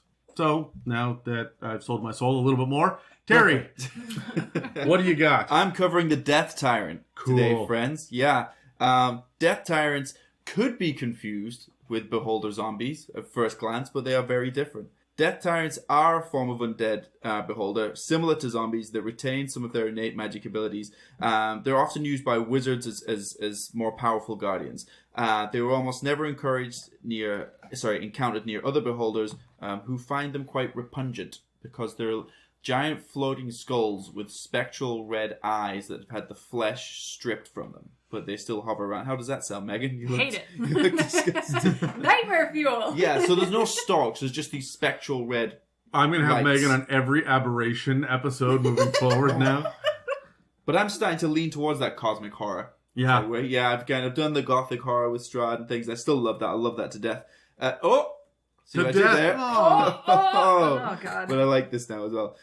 So their behavior, Death Tyrants retain enough of their intelligence to be capable of performing complex commands. When not taking orders or if faced with a situation that was not detailed in their orders, they would attempt to destroy any living creature that wasn't expressly identified as off limits. They will kill you if they think they can, or if they think they're allowed to, or if they have not been told to not to. Yeah. Essentially. Yeah. If they've not been told to not to. What is that? I'm with you. That works? Yep, you're good. But that's them going, well, you didn't not tell me to. Okay, you're right. If an accident was made during their creation, Death Tyrants are known to go into a rogue state. Death Tyrants in this rogue state are incapable of being commanded by any means, even spells. So if you fuck up the creation or the summoning of the Death Tyrant, they're going to do what they want, whenever they want, which is kill you as quickly as possible. Mm-hmm. In combat, unlike the gaze of a Beholder, which disables any magic where a Beholder was looking, a Death Tyrant's gaze caused recovery to become impossible. So basically, you can't regain hit points if you're under the Death Tyrant's gaze. Don't we know it? Yay! We'll tell the story afterwards. We'll tell the story afterwards. I've had we've all had personal experience with Death Tyrants. But let's take a look at their stats. So they're large undead, they're lawful evil, their armor class is 19 with their natural armor. They have standard hit points of 187, which works out to be 25 d10 plus 50. Speed 0 feet because they can't walk, but they can fly for 20 feet. Strength of 10, Dex 14, Con 14, Intelligence 19, Wisdom 15, and Charisma 19. Yeah, these guys are not dumb. They're not dumb. They're not just undead zombies, right? That's right. Yeah, their saving throws are Strength, Con, Intelligence, Wisdom, and Charisma. Skills are Perception plus 12. Immune to poison. And condition immunities, Charmed, Exhaustion, Paralyzed, Petrified, Poisoned, and Prone. Look, they're difficult to hurt. They're difficult to do things to.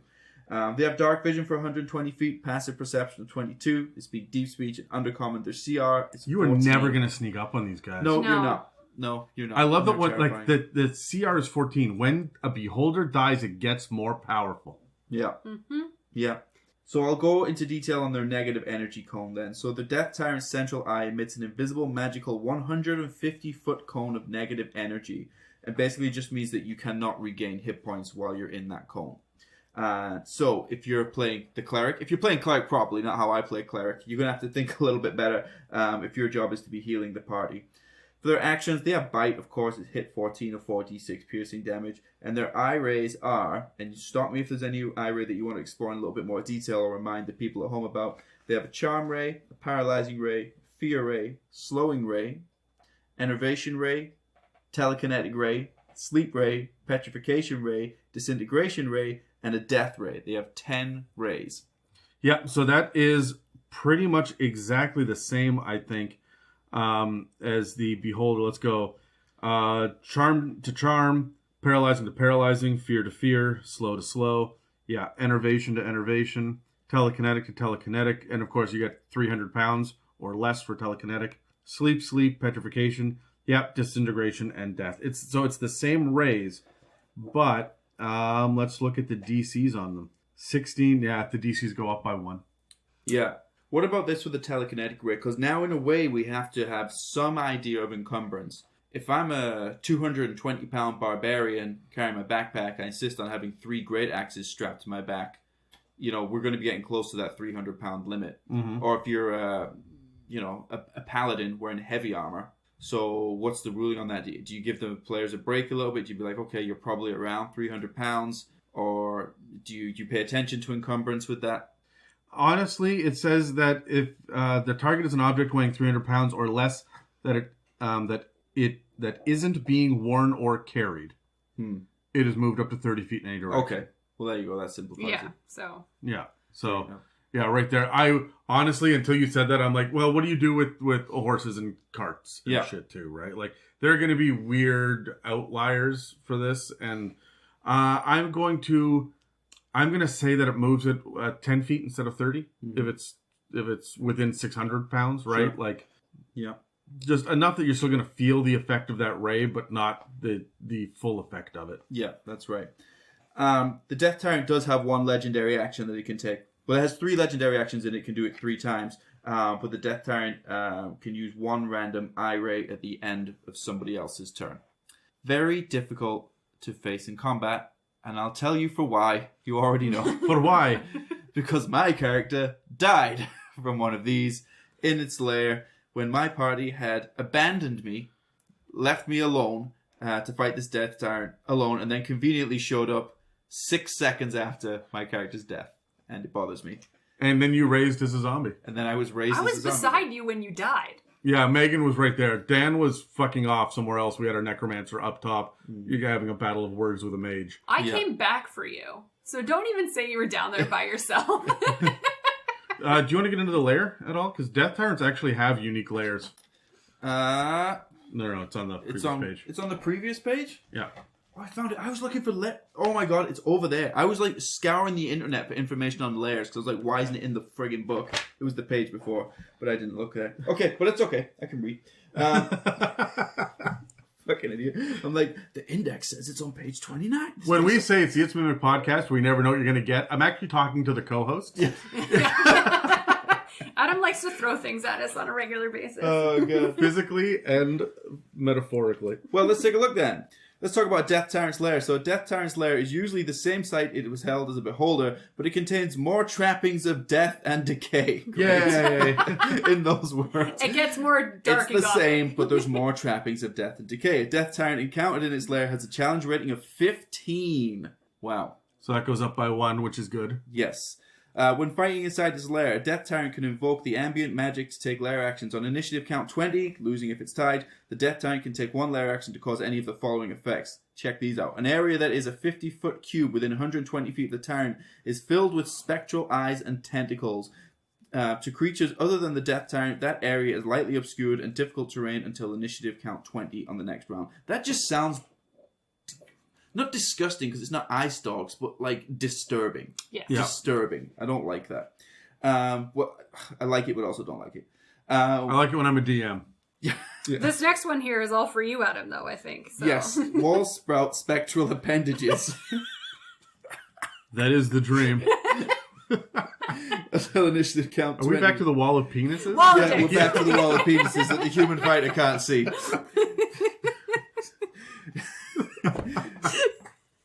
What do your elven eyes see? I don't want to. Any creature, including one on the ethereal plane, that is hostile to the tyrant and starts its turn within 10 feet of a wall must succeed on a DC 17 Dex save or be grappled by the penises. Escaping requires successful DC 17 Strength, Athletics, or Dexterity Acrobatics check. Even on the ethereal plane, you can't even go to another plane to escape this. Really. Yeah, that's gross. It's unfortunate. You don't see a lot of that, like the mention of the ethereal plane with some of these monsters. No, you don't. If I was going to play, if the player did go to the ethereal plane, I would have it so that the spectral eyes, you can see the stalks. Mm-hmm. Now, a little bit of flavor to it. A spectral eye opens in the air at a point within 50 feet of the tyrant. One random eye ray of the tyrant shoots from that eye, which is considered to be an ethereal source, at a target of the tyrant's choice. The eye then closes and disappears. Sure. Yeah. Okay, I like that one. I actually like them, though. I do. There's regional effects as well, if you guys would like to hear them. No. Yeah, go ahead. I'm trying to make it conversation-like for the people at home. Creatures within 1 mile of the tyrant's lair sometimes feel as if they are being watched even when they aren't. When a creature hostile to the tyrant and aware of its existence finishes a long rest within 1 mile of the tyrant's lair, roll a d20 for that creature. On a roll of 10 or lower, the creature is subjected to one random eye ray of that tyrant. So you're just chilling the night before you go and fight this death tyrant, and you just get shot in the dick with a random eye ray. Yeah. That's what happens. It doesn't have to be the dick, Megan, of course. Well, I mean, it has an obsession with dicks. It makes walls of them, so. Right. But that's funky in itself, isn't it? So, yeah, comments on those at all? I think I'm just really getting into this far realms cosmic horror type because it gives me the true shivers and disgust that the gothic horror doesn't give you. Gothic horror, because we can play so lightly with it sometimes and we've seen it so much, this is like you can't comprehend this fucking weirdness that's happening. You can't make this sexy. I think that's the difference. Challenge accepted. That's right, but Japan will try. Japan will try. I'm not convinced. No, and I also feel like the Death Tyrant, the way I imagine it is because it's an old beholder that's old, it's aged, it's seen some shit, it knows what's going on, it's seen your tactics, which is why it can't really be fooled. It's like an old man version of a beholder. Right. That is like shaking a its pervy cane old at man. kids. Yeah, so I just feel that's what it's just so frightening in that sense, where it's just this knowledgeable, skeletal, creepy, psychological bullshit. Yeah. And I just can't imagine what this thing's dreams are. Yeah. Because of the shit that it's seen, right? Things that we can't even comprehend. Yeah. So you got to get really... Like, you could dive into this and get real fucked up with your thoughts, method actor style, but it's like you almost don't want to go down there, though. Yeah, sure. Okay. Adam does. Adam loves Adam. This is the where he darkness lives. that you live in. Yeah, I fucking love Death Tyrants. Oh, brilliant. Because not only did I kill Terry's character entirely by accident, I was like, uh-oh. Because you were not there. You were up top, and you descended down a fucking rope directly into its I jaws. didn't expect it to happen either. No. Bless him, Solomon Duke. I just thought I was just reconnecting with the rest of the party, and he wasn't there before, and like it was completely fair how the whole thing was played out. But I was like on a rope. I was like, great, next turn I'll be there, and then boom, all of it happened all at once. I was like, what the fuck? You just got happened? hit by the wrong rays. Bang, bang, bang. Yeah. You were done. It's very poetic, really. So You know, we had dope on a rope for a moment, Yes, and it was that's right. like you came right down, and Megan, poor Megan, just like eyes wide watching it happen in slow horror.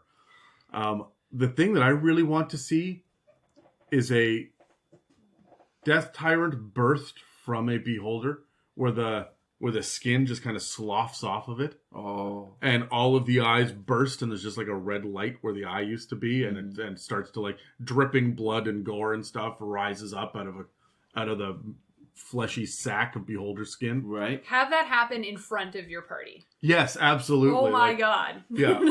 Hey, we defeated the beholder. Yay! Then this happens. Then this happens. Yeah. Whoa. Yeah, now you've seen my final form. That's some kind of Dragon Ball Z shit right there. Do you guys want to roll initiative and say, like, do you have any unique encounters or fun ideas about how to use these fuckers? Yeah. Sure, let me consult my notes. 2. I got to 5. I got a nat Ooh. 20. All right, right, Carrie, friends. you're up first. Sure. In my notes under Death Tyrant opinion, I wrote prevention from healing is bullshit. I decided to put that in there. And then I actually wrote lol beside it in my own writing. I had an idea where, and especially, because beholders create other beholder kind from their dreams, from their nightmares. I had it that a beholder, an especially troubled beholder, is creating death tyrants from its nightmares, but this, for whatever reason, PTSD beholder is running away. So it's not staying in a lair. It's moving around the world trying to escape these nightmares that it keeps creating because of its paranoia, but it's leaving these death tyrants everywhere it goes. And those death tyrants are what's fucking up the world and causing all the problems. But the party doesn't really have any justification to kill the beholder that's creating them, because that beholder isn't actually causing any problems. So it would just be outright murder to something which isn't in itself a threat to the world. So it becomes almost like this therapy campaign where they have to get to the root of the trauma for the beholder Let's to talk. stop it from creating death tyrants. So it was like, what if you couldn't kill the beholder because you had no justification? What if you just had to give it some therapy? How is that going to go? Just talk to it. Listen to its feelings. So, yeah. Do you really want to know what a beholder's feelings Yeah, are, so though? that's my idea. Is you don't really have any justification to kill this beholder. It's just fucked up. It's just seen some shit and it keeps creating death tyrants. Or whatever kind you like. Just having a bad day. Do you guys think there's anywhere we can go with that? Can we Look, do that? I really like that. So we see that there's Undercommon listed as a language all of the time for these guys. Right. Because they are just everywhere in the Underdark. They Yeah. love the Underdark. So when they're under there, I picture one of the Elder Brains from the Illithids, from the Mind Flayers. Right. Which has this big, like, psychic radius and shit. But it infiltrates people's minds and fucks with their perception and shit. That's the trauma. The beholder doesn't know if it's awake or asleep. Right. Everything's always going wrong. It's reliving all of its worst things over and over again. The Elder Brain is just fucking with it. But because it's got like a range, they're not on the same level, right? Like there's rock between them. They can't get to each other. Right. The Elder Brain knows the beholder's there, but the beholder doesn't. So the beholder's just constantly spawning fucking horror out of its brain all of the time because the beholder does not know what's going on. And the real trauma here is the fucking Elder Brain. Yeah. I love it. That's how I would play with that. What about a beholder that's been put into a deep sleep state, like it's almost comatose, and so you're just living the nightmares of this beholder that can't wake up? I could see it being an evil big bad that traps a beholder to get its brain creations. To create these giant kind of reading effects. puts it in a constant state of sleep so Yeah. that you can see what it creates. And like it would be like the riskiest thing in the world, but that'd be really cool to just That's a really cool thing for your big bad, whatever, your nihilist character that just wants to end the fucking world because we're going to bring the far realms here. And the way I'm going to do this is I'm going to have some anti-magic, impenetrable force field. You need the so-and-so MacGuffin to break it down, but inside of it is the sleeping beholder. And slowly the world is warping. So that these regional effects just get further and further out. It's all getting amplified. And there's little beholderkin popping up. But also all the weird aberrations and trees are becoming tentacles and that are like massive 25-foot tall tentacles rooted out of the ground and shit. And you're slowly warping it into this far realms infection. Yeah. And eventually it's going to be so corrupt and defouled that it'll open a gate. And everything will come rushing through. I hate it, but I love it. Yeah, but you see it spread like a game of Risk as well. Yeah. As another beholder kind of... One more village yeah. falls, right? Yeah. You don't know about it until... And like, I would have this thing floating in town square. You can see it. You can't do sweet fuck all about it. Yeah. Right? Anti-magic field all the way around. I don't care how creative you are. You're not getting through this thing, right? The Tarask would step on it and then the bubble around it doesn't pop. Yeah. So you would have, I guess that would be the point. You have to become powerful enough to penetrate this shield. And when you are, you got to walk through this horror fucking Dr. Zeus realm. Yeah. Of horrible, disgusting, it's like bringing Call of slimy Cthulhu shit. into the 5th edition world. Well, honestly, I mean, spoiler alert, we see that at the end of Icewind Dale, and we see it in the adventure in Acquisitions Incorporated. Like, there's a lot of that shit that's already in 5th edition, but we're not really looking directly at it. That's not what 5th Ed is for, really, but it's definitely there if you want it to be. Who's next? I think I was next. You. I really like the idea of having beholders and beholderkin vying for power. Right. So you've got a number of different beholders that are trying to be the powerhouse in the realm. And your guys are mercenaries being hired out and kind of, you know, the political intrigue campaign, but it's all fucking beholders. And we've got 19 Gauths over there creating a hive and 2 beholders that can stand each other a little bit over here. There's a death tyrant just fucking shit up underneath the mountain, right? Like, and they're all trying to become the most powerful one of these. This is one of those situations where the players, you end up working for 3 of them at the same time. Yeah, they all absolutely. don't like each other, but it's the only way. It's like, and they're so paranoid, that they're gonna send, like, your NPC that goes along with you is one of the minions keeping tabs. Yeah. But those social encounters where it's like, do this for me, work for me, or I kill you. In the short term, you have to agree. But one character is going, don't we already work for a beholder? Yeah. Hey, shut the fuck up. Kevin, Let's just get out of here. Down. Let's get out of here. We'll figure that out afterwards. Yeah. Yeah, I like the idea, too, of, like, its pets are fucking ropers, right? So you get escorted in past these giant, I can't remember, stalagmites, stalactites, I don't know which one it is. One's the other. Yeah, so you walk by and suddenly an eye fucking opens up on the side of it and watches you, and you don't know if that's a lair effect or a fucking roper. Yeah. Right? Like, just crazy shit all the time. You're getting paraded through these lairs, and you're not out to destroy everything. You're just seeing how goddamn weird it is. And we still have opportunity for a lot of variety with this, because you can have like the undead beholder with all of their sort of undead minions, but then you can have the ropers and the more traditional sort of stuff there. But you can have the beholder that's taken over the dragon lair, so now you have all of the kobolds and the cultists and stuff. Yeah. So you can still have that adventure variety. And if you don't think the beholders are varied enough for you to do this, remember that you get alternative rays listed in Volo, so you can replace some rays with others. That's right. So you can kind of build themes, like you were saying about pirates, Megan. So you can have the different. Terry was talking about pirates. Okay, yeah, all right. but yeah, if you're sick and tired of there being a bunch of like enervation rays, you can get create undead or polymorph, or like they can get really fucking weird, right? And so having some that are one of them is lawful neutral, just cuz. Yeah. But that's not even a good thing either, because it's still a fucking beholder, right? With it's lawful neutral, and my law is the way it goes. Don't fuck with my law. Yeah. Right. So I like the political intrigue of beholders everywhere, and you've got to get one of them into power. Kind of like, I guess, Out of the Abyss did that, where you had to choose which one of the demon lords at the end that you had to What's the rise. Okay, evil. Yeah. Which one are you prepared to handle? Yeah. And every time that you knock one of them back, all of the others get more powerful. So this is a balancing act for the entire campaign. Yeah. So, and the idea is that at the end, one of them would be so fucking powerful because you did it. Yeah. Like it. Exactly. But, oh god, yeah, it's such a double-edged sword, because you need the other beholders to become more powerful so that you can get rid of this one, but obviously it gets harder and harder the fewer there is, and so you just end up with one mega powerful beholder. Yeah. So you got it right from the start, you got to decide, okay, because it's becoming more and more of a risk. So if we start with 8, by the time we're down to 4, we better be happy with any 4 of those coming into power, because any one of them could at this point now. And at one point, one of those is going to figure out what you're doing. And come after you just as for, I see you. Yeah. And I'm going to kill you because of what you're doing. And they're all paranoid enough that they suspect you the entire time and just waiting for proof. Yeah.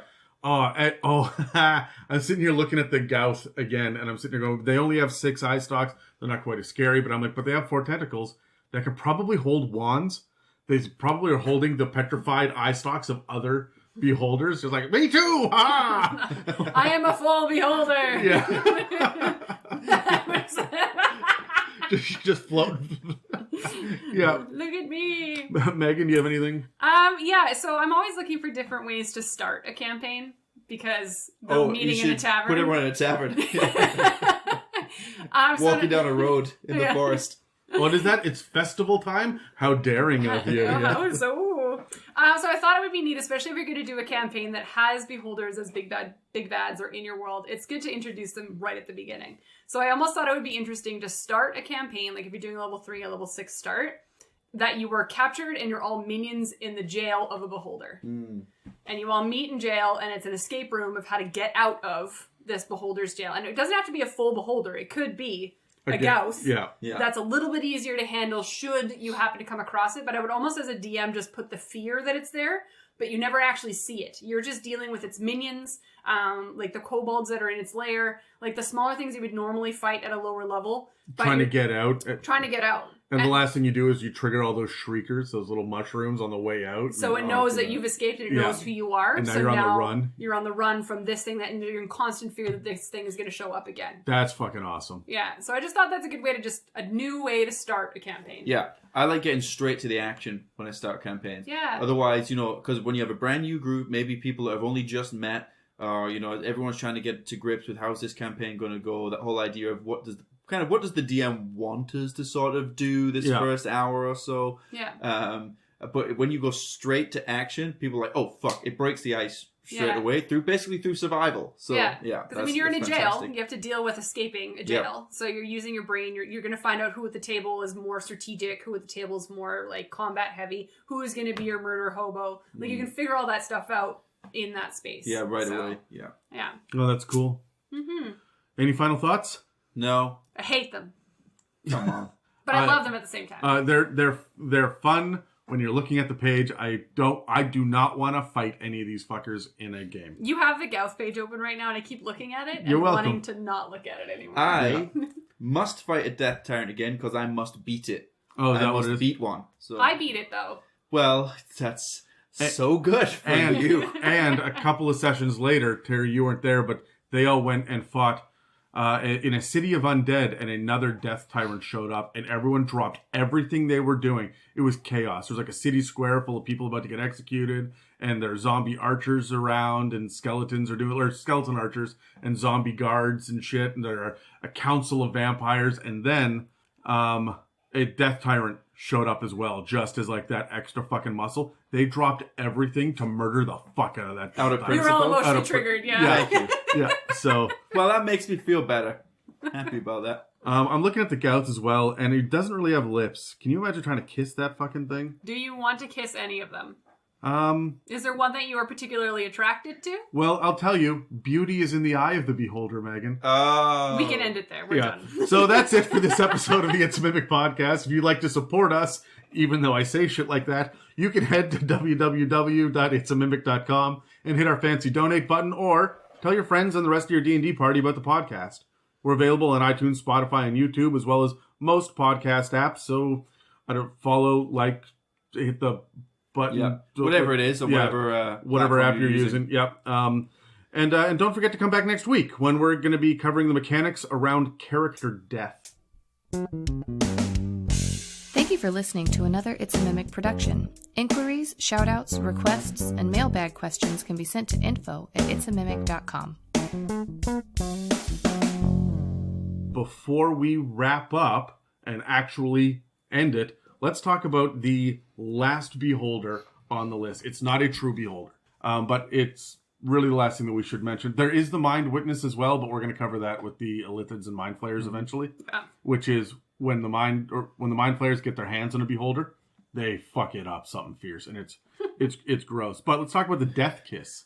No name of my sex tape. Nobody went with that. Okay, all right. The Death Kiss. All right, so this is a lesser beholder that might come into being when a beholder has a vivid nightmare about losing blood. This thing is all about blood and electricity.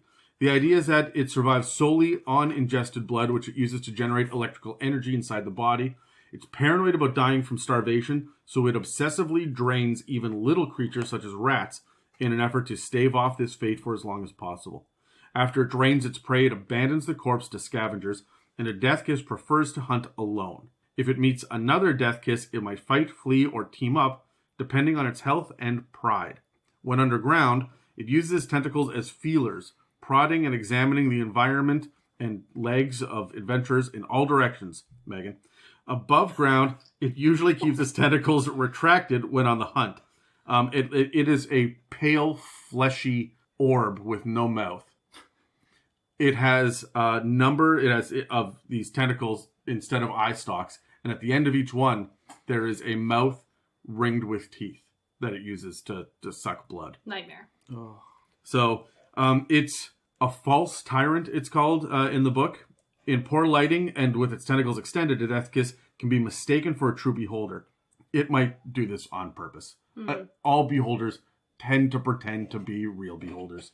These guys are CR 10. They're large, armor class 16, hit points 161. Their fly speed is 30 feet, so they're a little bit faster. Yeah. They've got 18 strength, 14 dex, 18 con, so they're formidable physically. Intelligence is 10, and so is charisma, which is average, and wisdom is a 12. But they get con and wisdom saving throws. They both get a bump. They're immune to lightning because that helps them, right, with all the blood shit that's going on. And then, of course, they can't be prone. Dark vision's 120 feet. Passive perception is 15, and of course, they speak deep speech and undercommon. They have lightning blood. A creature within 5 feet of the death kiss takes 1d10 lightning damage whenever it hits the death kiss with a melee attack that deals piercing or slashing damage. So, Getting punished for hitting it, yeah. Yeah. Which, again, I'd like to see in more creatures. That, like, don't hit them or you're going to hurt. Yeah. They get a multi-attack. They get 3 tentacle attacks per turn. Up to 3 of these attacks can be replaced by the blood drain. 1 replacement per tentacle grappling a creature. So, the tentacles have a +8 to hit. They reach 20 feet, and each one can hit 1 target. It's 3d6 plus 4 piercing damage, and the target is grappled with an escape DC of 14 if it is huge or smaller. Until this grapple ends, the target is restrained, and the death kiss can't use the same tentacle on another target.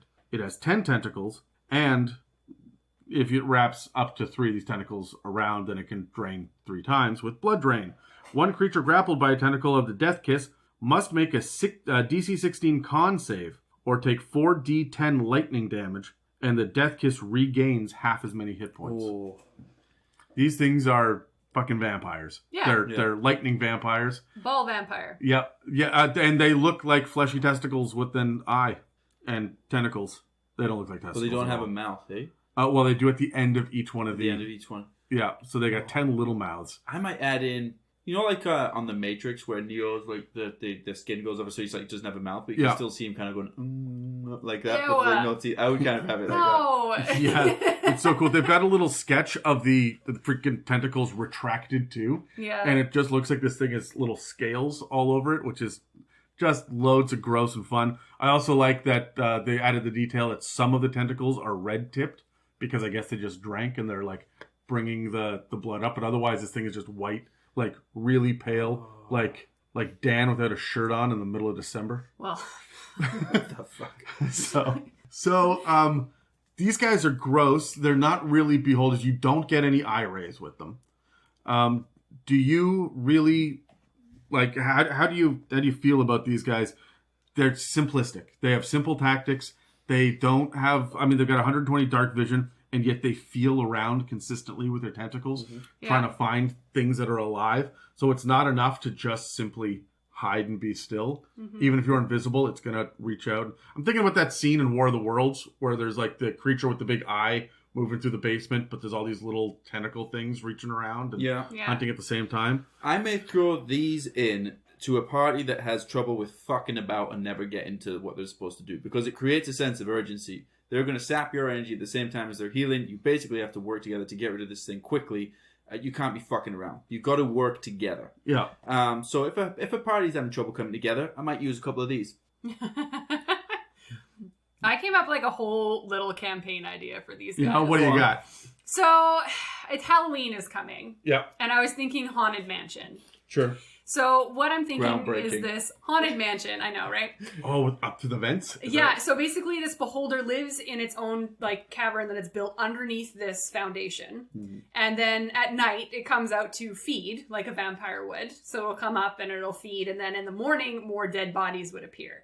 And so I'm almost imagining like that whole haunted mansion whodunit murder kind of thing. But it's one of these motherfuckers. But it's one of these motherfuckers rolling around. And they've got weird little like kiss marks all over them. So you think it's a vampire, or you think it's a person in the party, or you think it's a person in the house. It becomes a murder mystery. And then randomly one night someone sees or hears of a ghost, and there's like stories of these ghosts. So you actually have to go and try and find this thing. And then you find the cavern under the mansion, and then the whole like the little campaign is going through the under caverns to find it. That's so fun. Yeah, because you see like trails of blood because its little tentacles are dragging blood all over the place. Like it was just very haunted. Like I like this haunted mansion idea because it's in the area of the haunted mansion that nobody ever goes. So you're doing it's like doing Death House, but between the walls in the air vents. That's where you're traveling. You're not in like the drawing room, but you might have a situation where you go into like the room, which is just basically a space between the walls, and you peer out between the vent and you can see like the drawing room or something. You're not going to go in there. It's just roughly where you are in the house. I don't know if your house has plumbing, but I love one of these things coming up out of the shower drain. Yeah. One of these tentacles coming up. And when it attacks, because it doesn't have a mouth and vocal cords and shit, when it attacks, all you hear is little sucking noises. Little like kissing, sucking noises. And then a person completely drained of blood is found in that room. With little blood trails leading to the nearest vent or faucet. This is fun. I like this. Wow. That's creepy as well. Balls. There it is. It's a ball. It's a ball. Yeah. This to me is a character killer. When your rogue sneaks off to do its own thing and gets hit by 4 of these tentacles in 2 rounds, it's not getting away. And that blood drain hits. You have to make a con save, right? Yeah. DC 16. So this thing is going to wrap you up. You could, in theory, turn the corner and see a character wrapped up in 10 tentacles with this one big eyeball mashed against its face. As it's just like a little cacophony of suckling noises. Oh. As they're just wrapped up. And you cannot make 10 escape rolls in a single round, right? Like, you're fucked. There's nothing you can do here. Yeah, so if you're by yourself, you need your party. You will die. Yeah, that's a great point. So, any final thoughts on the death kiss? This one is the perviest of them, in my opinion.